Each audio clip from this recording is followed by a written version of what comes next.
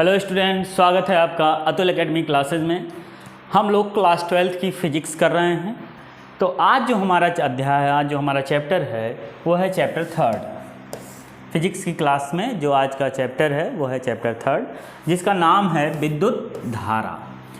विद्युत धारा, जरा विद्युत शब्द आता है, विद्युत शब्द किसके लिए आता है? विद्युत शब्द आता है आवेश के लिए। किसके लिए? आवेश के लिए। यानी आवेश अगर कहीं है तो वर्ड क्या आएगा? विद्युत। ठीक, अब हम जरा इसको समझते हैं होगा क्या। इससे पहले जो हम लोगों ने 2 चैप्टर पढ़े उसमें जो हम लोगों ने पढ़ा उसमें विद्युत स्थैतिक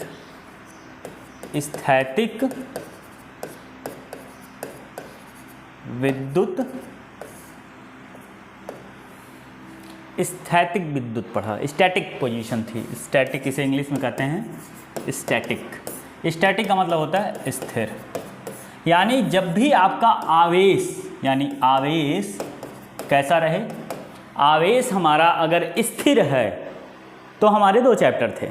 उसमें हम लोगों ने क्या पढ़ा? इलेक्ट्रिक फील्ड पढ़ा, इलेक्ट्रिक फोर्स पढ़ा, मतलब विद्युत बल पढ़ा, विद्युत क्षेत्र पढ़ा, विद्युत विभव पढ़ा, और एक और चैप्टर पढ़ा संधारित्र, जिसमें चार्जेस को क्या कहते हैं? स्टोर किया जाता है या संरक्षित किया, संग्रहित किया जाता है। आज जो हमारा चैप्टर है वो है विद्युत धारा। यानी अब देखिए, अब आप चैप्टर 3 में पहुंच गए हैं, और जब आप चैप्टर 3 में पहुंचते हैं तो इस चैप्टर में आपको विद्युत धारा मिलती है, जिसमें हम ये कहते हैं कि आवेश क्या करता है? गति करता है। इसमें क्या होगा? विद्युत धारा चैप्टर में, विद्युत धारा में आवेश क्या करेगा? आवेश गति करेगा, और आवेशों की गति को ही क्या कहते हैं? धारा। आवेशों की गति को हम लोग क्या कहते हैं? धारा। यानी वैद्युत धारा क्या होगी? वैद्युत धारा होगी आवेशों की गति। अब ये कैसे होता है उसमें थोड़ा सा हम लोग पढ़ेंगे इसके बारे में। पहले हम देख लेते हैं आपकी एनसीईआरटी बुक में क्या क्या दी गई है। यहाँ पे आपको भूमिका दी गई है, और भूमिका में आपको ये समझाया गया है कि आप कैसे, जैसे किसी चीज़ की अगर भूमिका बनाई जाती है तो उसमें पहले की चीज़ें बताई जाती है, जैसे जो आपके डेली यूज़ में होती है, जैसे सेल हुआ।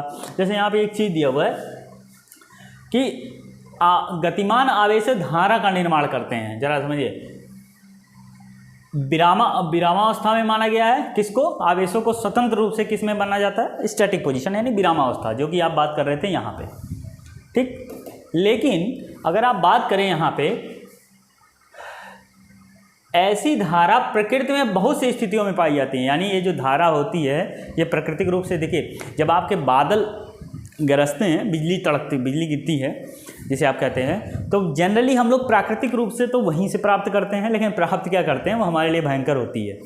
ठीक है, उसको स्टोर करना बहुत बड़ी बात होती है। वो अभी तक शायद स्टोर करने का कोई प्रोसेस हुआ नहीं है, लेकिन हाँ उसके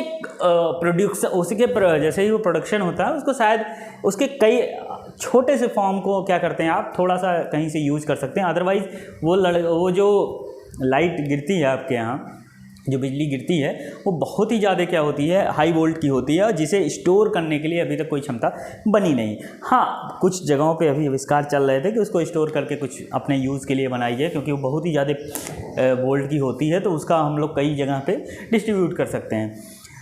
बट इसका जो है अभी तक जो परिणाम है वो बहुत ही दुष्परिणाम ही समझिए, क्योंकि अगर वो कहीं गिरती है बिजली तो वो दिक्कत कर देती है। किसी भी अगर कहीं घर मकान पे गिर गई तो वहाँ लोग डेथ हो जाती है। फिर अगर किसी पेड़ पे गिर गई या उसके नीचे कोई जानवर है तो उसके लिए होता है, क्योंकि जानवर का कंडीशन अक्सर देखने को मिलता है कि आप किसी पेड़ के नीचे किसी जानवर को बांधे हुए हैं, खासकर पालतू जानवर को, और वो गिरी और उससे जो है वो जो है हाई वोल्ट के कारण वो पशु जो है मतलब डेथ हो गई उसकी। तो ये जो विद्युत धारा है ये काफ़ी मात्रा, मतलब हाई वोल्टेज जो हमको मिलता है वो मिलता है कहाँ से? वो हमको मिल जाता है प्राकृतिक रूप से। पर प्राकृतिक रूप से मिली हुई चीज़ का हम इस्तेमाल तो अक्सर कर लेते हैं, लेकिन ये एक ऐसी चीज़ है जिसका इस्तेमाल हम अभी तक नहीं कर पा रहे हैं। हो सकता है भविष्य में कुछ ऐसी डिवाइसेस बने जिसके कारण स्टोर किया जाए, या फिर कुछ ऐसा कोई सिस्टम बने, तो हो सकता है भविष्य में इसके लिए कुछ काम किया जाए। वैसे और सोचा जा रहा है इसके बारे में, फिलहाल अभी इसके बारे में कोई ठोस कदम उठे नहीं, मतलब प्रोसेस चल रहे हैं, अब डिस्कवरी चल रही है। उसमें क्या होता है कि वो लंबा प्रोसेस है, कैसे क्या होगा, स्टोर कैसे होगा। हालांकि कुछ दिन बाद आपको सुनने को मिल सकता है कि हम जो प्राकृतिक रूप से पाती हैं धारा, उसको भी हम स्टोर करके अपने लिए इस्तेमाल कर सकते हैं। ठीक है, यहाँ पे एक बात बताई गई है, टॉर्च और सेल से चलने वाली घड़ी, इस प्रकार की युक्ति कुछ उदाहरण है। जाहिर सी बात है, छोटी बात करें, अगर आप छोटे वोल्ट की बात करें तो आपके यहाँ टॉर्च है, बैटरी है, मोबाइल में लगने वाली बैटरी। ठीक है, आप क्या करते हो, आज जब मोबाइल खरीदने जाते हो तो पहले बैटरी ही डिसाइड कर देते हो, कितने एमएच की बैटरी है। ठीक है, 7000 है, 5000 है, 3000 है। ठीक है, तो वो आपका डिसाइड करता है कि आप कितने फंक्शनेबल चलाते हैं, वो सारी चीज़ें हैं यहाँ पे। तो जो भूमिका है उसमें यही सारी चीज़ें बताई गई हैं कि आपको प्राकृतिक रूप से कैसे मिलती है, आपके जीवन में कैसे इस्तेमाल हो रहा है बैटरी का। और अब तो इतना ज़्यादा एडवांस होने वाला है कि हम अपने व्हीकल को भी चला रहे हैं। ठीक है, आप देख रहे होंगे रिक्शा, ई रिक्शा जिसे बोल रहे हैं, ई वर्ड आया है इलेक्ट्रिक के लिए, ध्यान रखिएगा। ई रिक्शा, जब भी कोई आता है, ईवी, ई रिक्शा, ये सारी चीज़ें हमारे लिए आई हैं, किसके लिए, बैटरी पर्पस के लिए या इलेक्ट्रॉनिक चीज़ों के लिए। ठीक है, अभी तक हम लोग पेट्रोल से चला रहे थे, अब ईवी चला रहे हैं, गाड़ियाँ अभी ईवी आने लगी हैं, टाटा की ईवी आ रही है, फिर कई गाड़ियाँ जो अलग अलग, मारुति ईवी निकाल रही है, टीवीएस की ईवी आ रही है। ठीक है, तो ये सारी चीज़ें अब ईवी आना शुरू हो जाएगी और कुछ दिन बाद आपको देखने को मिलेगा कि आपकी पेट्रोल और एथेनॉल की गाड़ियाँ रहेंगी और ये चलेगा। तो आज जो चैप्टर है उसकी ये भूमिका थी। हम लोग जो पहला टॉपिक पढ़ने जा रहे हैं वो विद्युत धारा आखिर में होती क्या चीज़ है। ठीक है, तो हम लोग विद्युत धारा के बारे में पढ़ेंगे भैया। क्या पढ़ेंगे, होती क्या चीज़ है ये, कैसे उत्पन्न होती है। उत्पन्न के बारे में तो बात कर ली गई कि प्राकृतिक रूप से भी किया जाता है और इनके रूप में, मतलब आप खुद बना भी सकते हो। ठीक है, एक मुझे याद आ रहा है, मेरे गाँव में एक समय क्या था, अभी भी चल रहा है, कि आप गोबर गैस बनाते थे। ठीक है, गोबर से जो है, गोबर यानी काऊ डंग। ठीक है,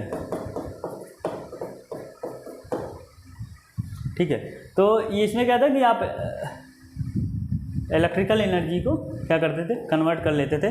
ठीक है, गैसेस एनर्जी को आप कन्वर्ट करते थे इलेक्ट्रिकल एनर्जी में। गैसेस है, इलेक्ट्रॉनिक एनर्जी थी, जाहिर सी बात है, गैसेस हैं तो मॉलिक्यूल होंगे, इलेक्ट्रॉन मेन है।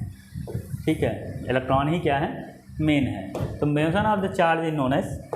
तो अब आप यहाँ पे दो बातें समझने वाले हैं। देखिए, जो विद्युत धारा की जो परिभाषा होती है वो होती है, ध्यान रखिएगा यहाँ पे, ये इस वर्ड को सबसे ज़्यादा ध्यान रखना है। किसको ध्यान रखना है, वो है, वो शब्द क्या है, आवेश। आवेशों के प्रवाह को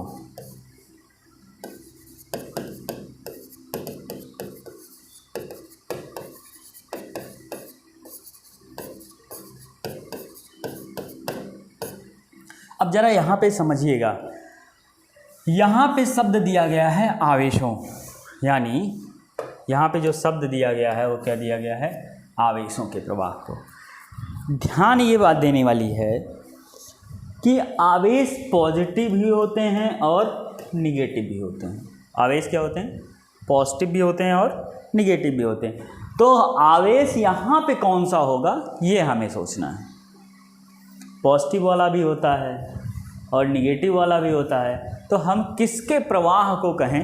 अब तो एक चीज़ मैं आपको यहाँ से बताना चाहूँगा कि जो विद्युत धारा की खोज है, विद्युत धारा की खोज जो है, विद्युत धारा की जो खोज है वो इलेक्ट्रॉन के बाद हुई, इलेक्ट्रॉन और प्रोटॉन की खोज के बाद हुई। यानी इलेक्ट्रॉन और प्रोटॉन की खोज क्या हो गई थी, पहले हो गई थी।